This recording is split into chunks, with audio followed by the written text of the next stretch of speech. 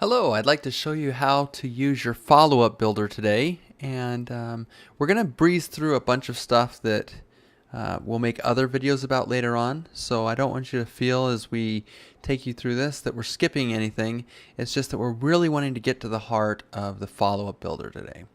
So I thought about how we could best show you this, and of course I have some existing campaigns in this test account that I could show you, but I think that what I want to do is start with a new campaign and kind of go from the jumping off point of some of the defaults that Preburner provides for you. So what I'm going to do is I'm going to go ahead and click on new campaign, and we're just going to call this a test campaign. And the introduction, conclusion, and campaign button, they really don't have anything to do with what we're doing, so I'm just going to use all the defaults.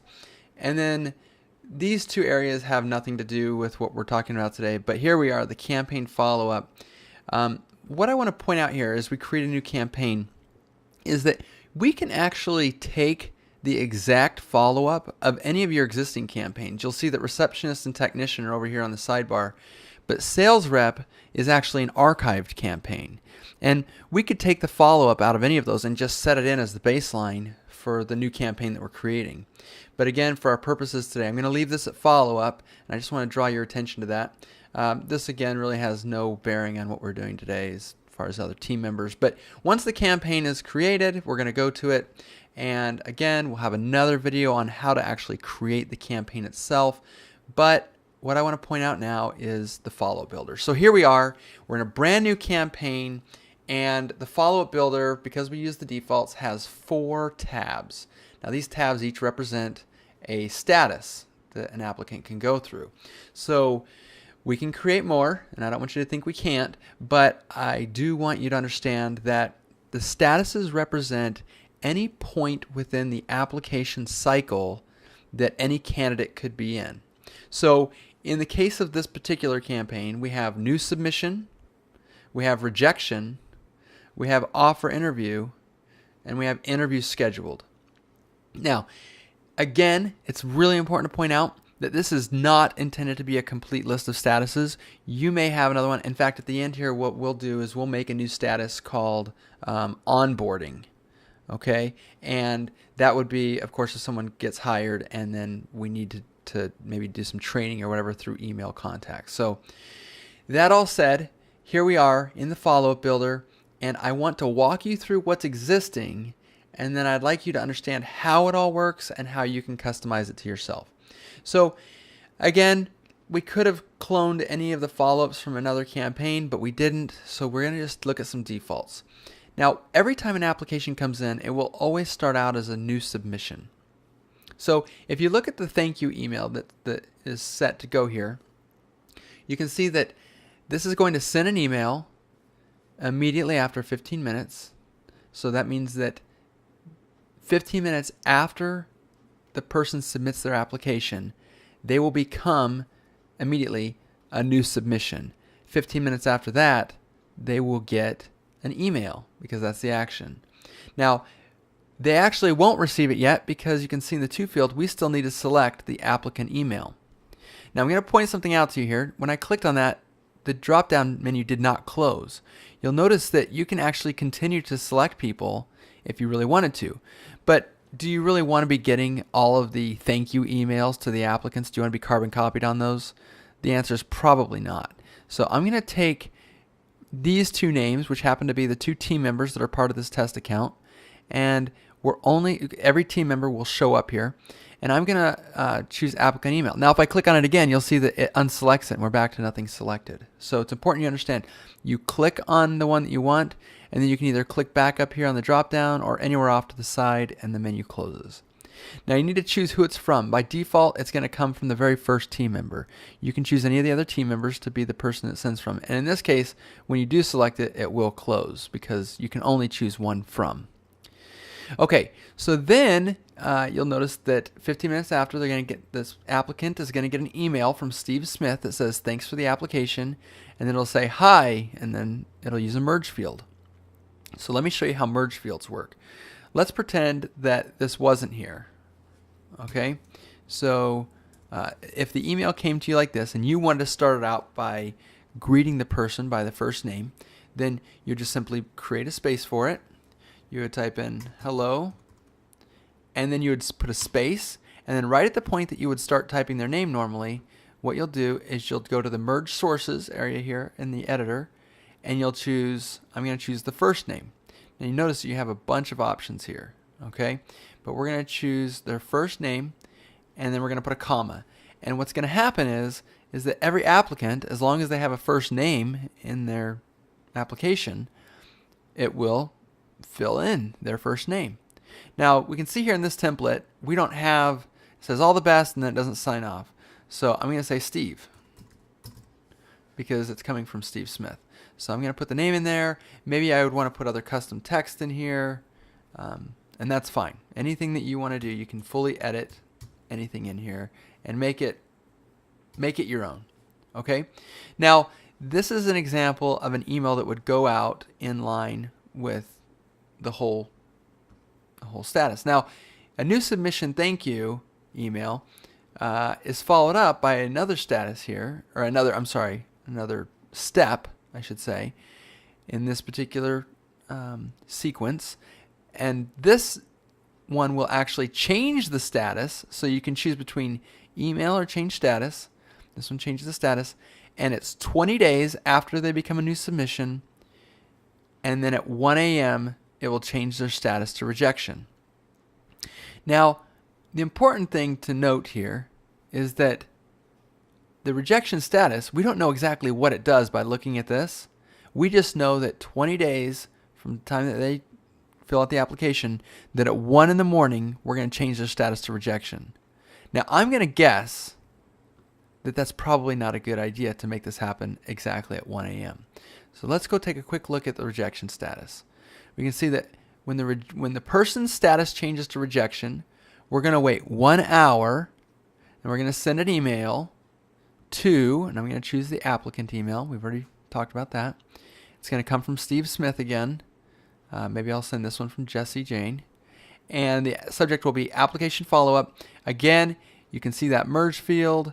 And you probably would want to put Jessie's name in here, right?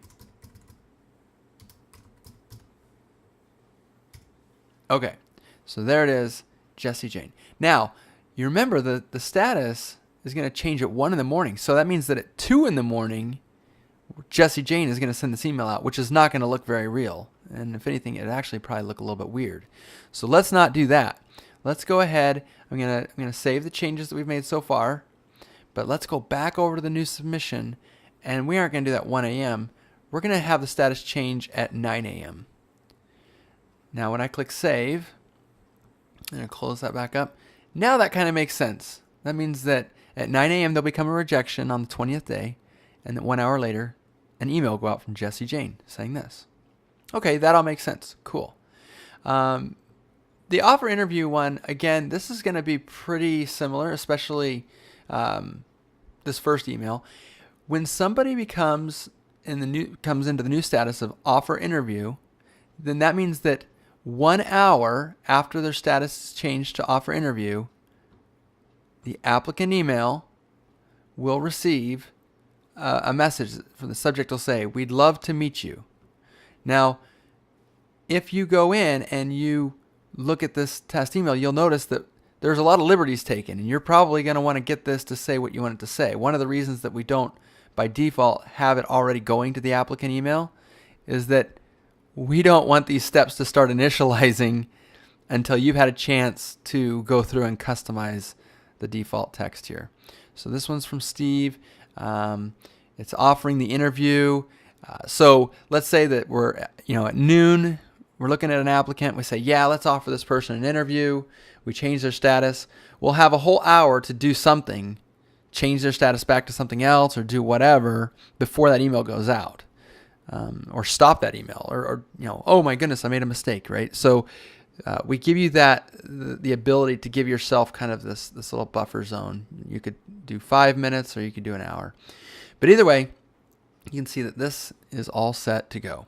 And you'll customize that to yourself. Now you'll notice this one goes to the applicant email from Steve Smith. Let's look at the second email. This one is labeled the admin phone call follow-up. And you can customize these to say whatever you want. But what this does is it sends an email 2 days after the status is started at noon. And this is intended to go to somebody in your company.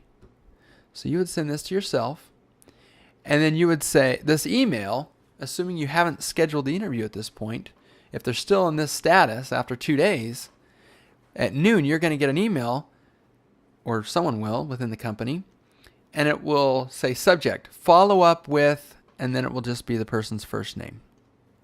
And inside, again, you can customize this. You can build this out however you want with the different merge fields. But this is a great example of how the merge fields work. You say, an email was sent out to John Smith to invite them in for a full interview 2 days ago, but their status hasn't changed. Perhaps you should reach out to them and let them know about the interview. Contact information, full name, main phone number, street address, city, state, and then their email. So this is actually designed to remind you, as the person who's trying to staff for this campaign, you can go in and throw in all sorts of merge fields so that you'll get a reminder. This doesn't go to the applicant. The applicant would never see this. So because of that, this can be a way that you could follow up with people who maybe don't check their email all the time. Maybe your email went to their spam box or whatever, but it'll ensure that you reach out to this person and get things taken care of. So that's another way that the follow-up builder can be used, sending emails to administrators. Okay, the final status that we have here right now is called interview scheduled. Now, when you change someone's status to interview scheduled, we've actually set this status up to do something a little bit different. I'm going to show you something here. Every status that we've done so far has been a present date status, but this one is the only one that we have so far that is a future date status. So we called it interview scheduled. You can rename it as you choose, but a future date status means that when the person is entered into this status, you will have to enter in a date and a time.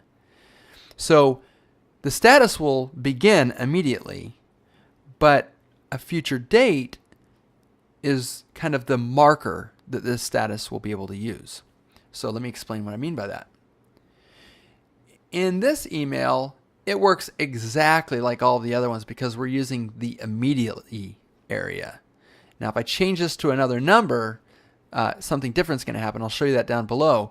But this one, immediately after the status is changed, and then in 30 minutes from then, we will send an email to the applicant, and it will come from whoever you need it to come from on your team. And the subject will say, we can't wait to meet you, or whatever you decide to change it to. And it will say, hi, applicant. And this is basically just going to be an email for their records saying, hey, we look forward to seeing you. Here's our contact information or whatever. But it basically, you hung up the phone with them, and then 30 minutes later, Preburner just fired off an email on your behalf to them. But this is where things kind of get magical with that different status type. And that is that when we changed this to be a number, it would say, okay, 2 hours or days, and then we have it set to hours before or after the status is scheduled. Okay, so that means that in this case, I'm going to change this to applicant email, so we'll make it active. So that means that we're going to send an email 2 hours before the date and time that we entered when we changed their status for an email to go to them from this person, and it says, see you in 2 hours. Hi, John. I'm excited to see you in a couple hours. I just wanted to drop you a line and remind you to bring your driver's license and be prepared with any questions you might have for me. If for any reason you can't make it today, would you please let me know? Now, that's great because you can actually time things to happen right before the interview. And then remember that admin email? Let's send another admin email to maybe Jesse, and Jesse and Steve will be able to and actually we could do this to both. We could go to both Jesse and Steve, and it can only come from one, of course. And the subject will say, make your decision. Okay, what are you going to do? You had an interview with this person today, and it's time to make your decision. They're waiting for something in the campaign name, campaign builder. So you can choose the campaign name as one of your merge fields. So it'll say, in the test campaign, in Preburner. Their contact information is, so on. And this will allow you to call them and offer them a job or do whatever it is that you want to do. And that will allow you to follow up with that particular person from an administrative standpoint. So the follow-up builder is extremely flexible. Let's just create one more status. One of the ones that I've thought of is maybe we would want to do a no-show. So maybe we scheduled the interview, they never showed up, and we want to be able to change their status to no-show and maybe have a certain follow-up that goes with them. Whatever it might be. But let's go ahead and add a new sequence. Okay, it came up as a new sequence. I'm going to click on this, and we're going to call this onboarding. Let's be consistent with our capital letters. It's only for internal use, but that's fine. So onboarding, do we want this status to happen in date for a present date, or do we want to do it for a future date? Well, present date, of course, would just mean that the moment we enter into the status, everything will be metered out from that point. But I want to get a little bit fancy with you here, and we're going to use future date. I'm going to save the changes. And now, here is where we would go to the status, choose step 1. I'm going to rename it from step 1. I'm going to call this You're Hired. Okay, so we're going to send an email out. We'll send it out, let's just say about an hour after we change their status to onboarding. We'll send that email to the applicant, and it'll come from, say, Jesse, and it'll say, can't wait to meet you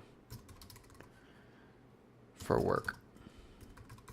Okay, and then here, this might be where you spell out everything they need to know. Maybe they need to go purchase some things. Maybe they need to fill out some paperwork or whatever. Make sure you bring it with your first day.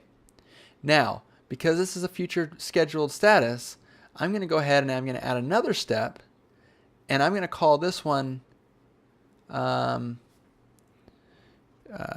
paperwork. Now this one, I'm going to send an email again, but this time I'm going to send it 1 day before, and I'm going to send it at 7 a.m. And then I'm going to have it come from Steve. Oops. And I'm sorry, I'm going to go to the applicant, not from Steve, sorry. It's coming from Steve. And this will talk about make sure you bring your paperwork with you tomorrow, because remember, this is coming tomorrow.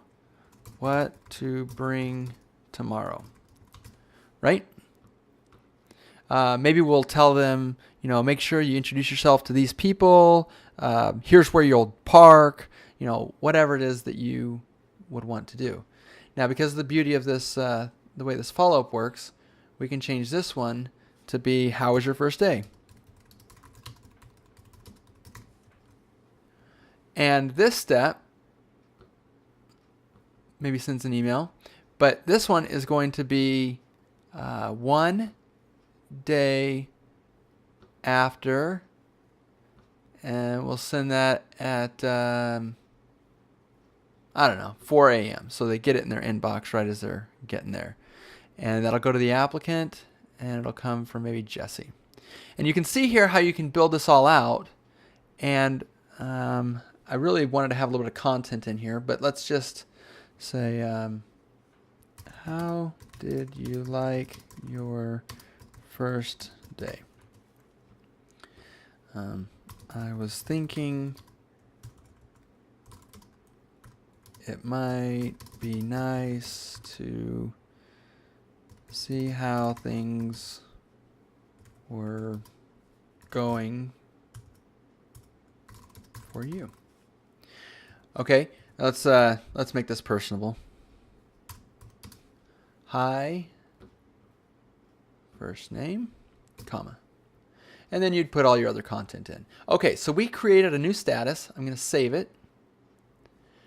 And then I'm going to put a little bit of break here right now, and you won't be able to see it, but I'm going to fill out an application so that we have a person, because right now when you go to the dashboard, we have nobody in here.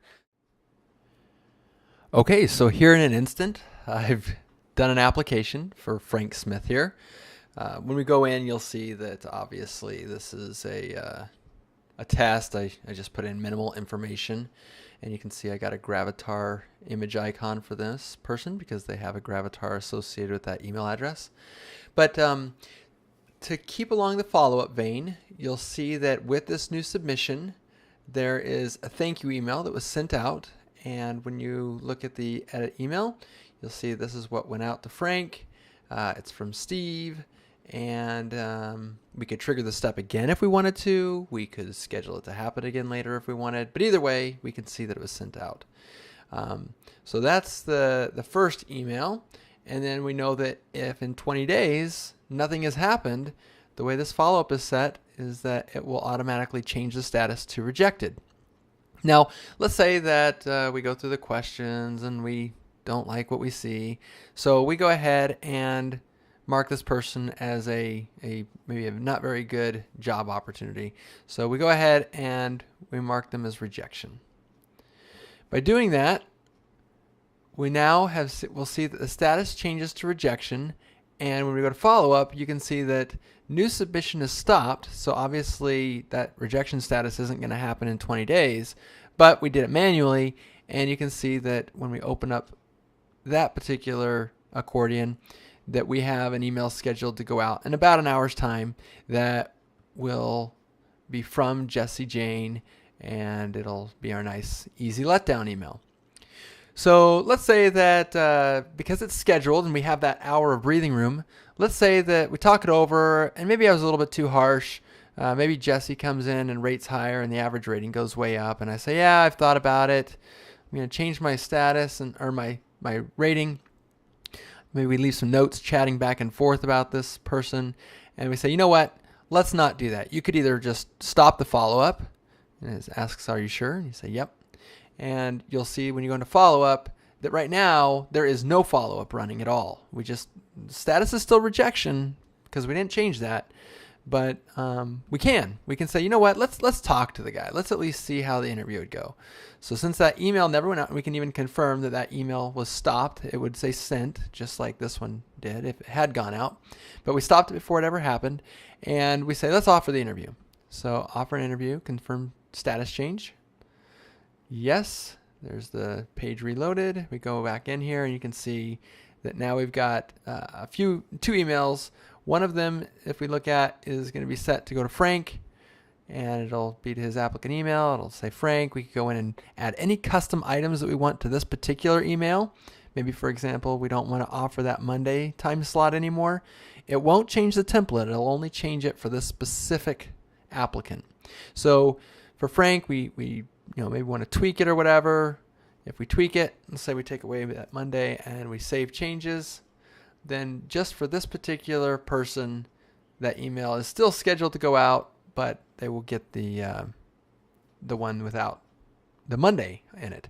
Now, we can also see that if we don't get a response in 2 days, that at 10 a.m., there will be our admin follow-up email. It's going to go from Steve to Steve, and it'll have all this information right in his inbox, and Steve can make a decision as to whether he wants to call him up and keep trying to offer the interview or what he wants to do. And then let's say that we talk to this applicant, Frank calls in or emails back, chooses one of the times. We decide to schedule the interview. We'll say the interview is scheduled for Tuesday at, let's say 3 p.m. And I click apply. Status is changed. And now you can see when we go to follow up that we have 2 dates on this one because this is a future-based follow-up sequence. So the status started today at 2:59 p.m., but it's scheduled to happen on the 31st at 3 p.m. We can click that and confirm that we're going to send an email out pretty much immediately the way that we had intended for it to happen. It'll go out to the applicant from Steve saying we can't wait to meet you. But we also have the one that goes 2 hours before. So we can see that it's scheduled to go at 1 p.m., so 2 hours just before this goes out. Pretty excited to see you in a couple hours. So that's pretty neat, right? And then maybe we decide to offer the job. Maybe we want to reject him at this time. Maybe, whatever we want to do. But just by changing that status, and maybe we'll put the first day of hire, have a great interview. It's going to start on Monday the 6th, and maybe we'll expect to have him at work at 8 a.m. So we say, okay, Frank is going to be onboarded, and now when we look at follow-up, there everything is. And don't forget that if there's something specific that you want to say to that person, just, different than what the template was going to say, you could go in here and customize it to be whatever you wanted. Obviously, this is blank because our test, we didn't put anything in there.